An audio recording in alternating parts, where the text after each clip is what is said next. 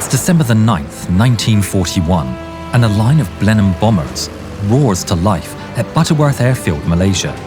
At the front is Squadron Leader Arthur, Pongo, Scarf.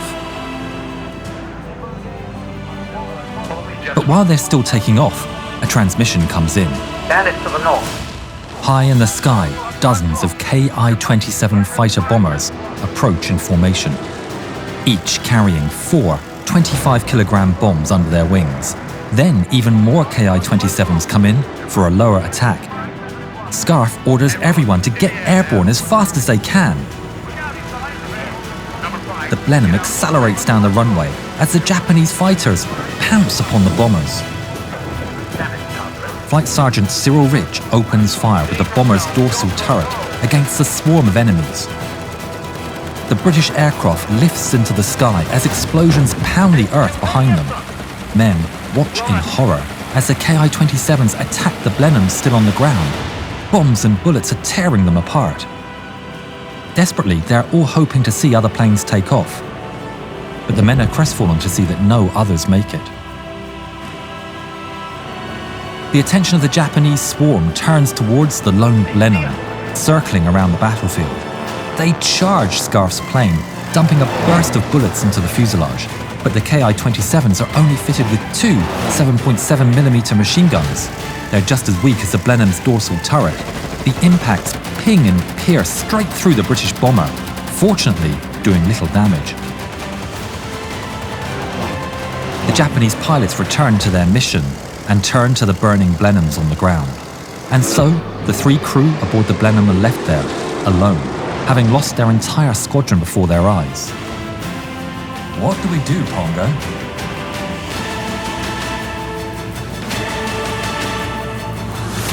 We're continuing with our mission.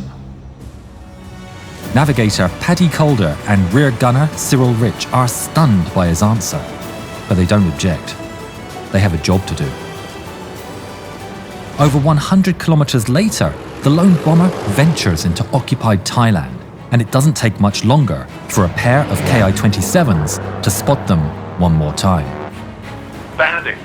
An orchestra of gunfire resumes its play across the Thai skies as the Ki-27s turn in for the attack. Look out, they're turning. The Japanese pepper the British aircraft with volleys of gunfire. Rich replies with his Vickers, forcing the enemy to weave and turn in desperate evasive actions. Some of his fire lands, but it does little. The fighters come back again and again, dumping hundreds of bullets into the plane as Scarf desperately attempts to evade.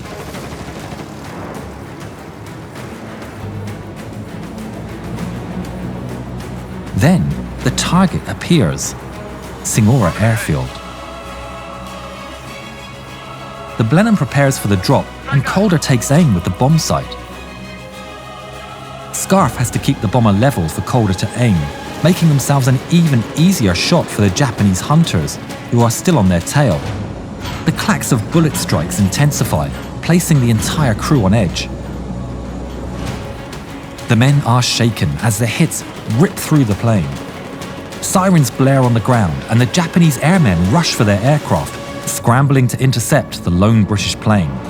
From the Blenheim, Scarf sees the fighters take off, one by one, adding themselves to a growing swarm.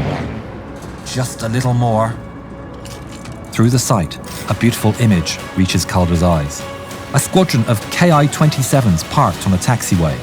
The crosshairs gradually wander over top the enemy, and Calder pulls the trigger. The bombs are released and they disappear through the open hatch. They're away! Get us out of here! Scarf doesn't need to be told twice, and he immediately banks hard for home.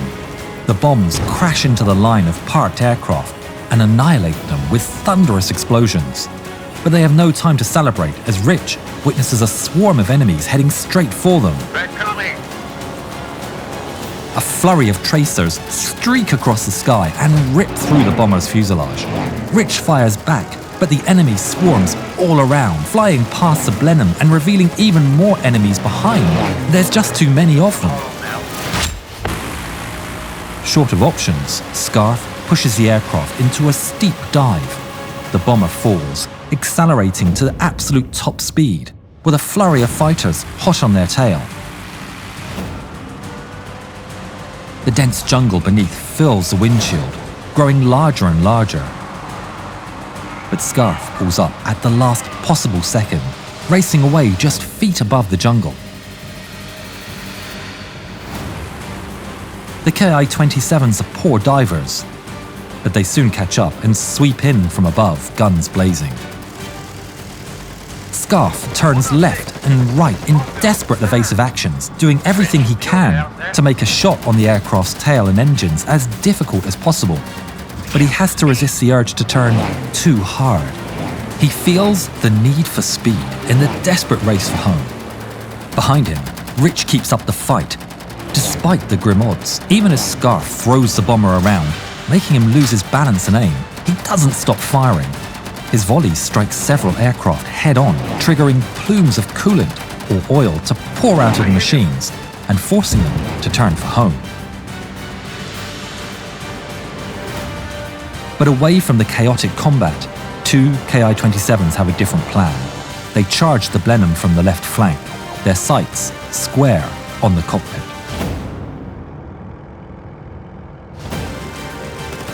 Scarf barely sees them coming before a blur of bullets punches straight through the aircraft's thin metal body.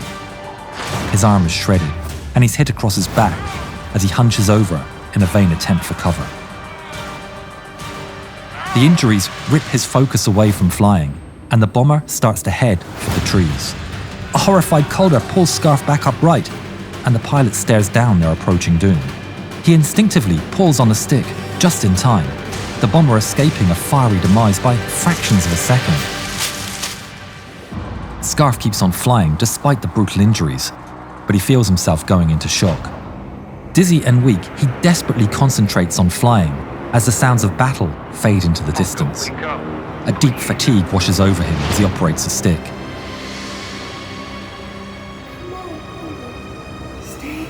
Come on, Pongo.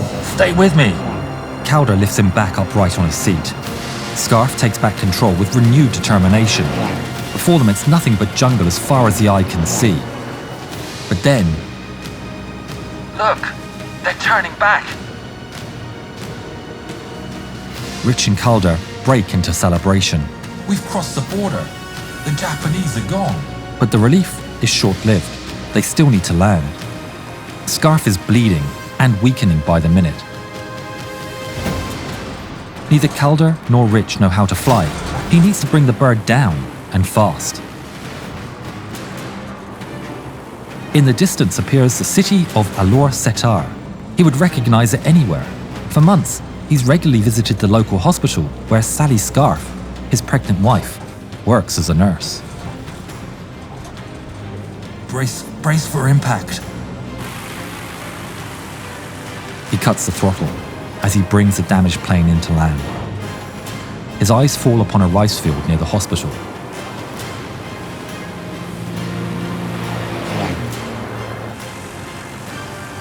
The Blenheim comes in and crash lands, sliding across the ground until it grinds to a halt. Rich and Calder emerge, uninjured. They drag a barely conscious Scarf and shout for help. The heroic pilot is admitted to the hospital just a few minutes later. According to letters from his wife Sally, she took part in the care of her husband. She even donated blood for him despite her pregnancy, trying everything she could to save him. Throughout, Pongo reassured her that everything was going to be all right and told her to keep smiling. But tragically, it wasn't to be, and Arthur Scarf passed away during emergency surgery.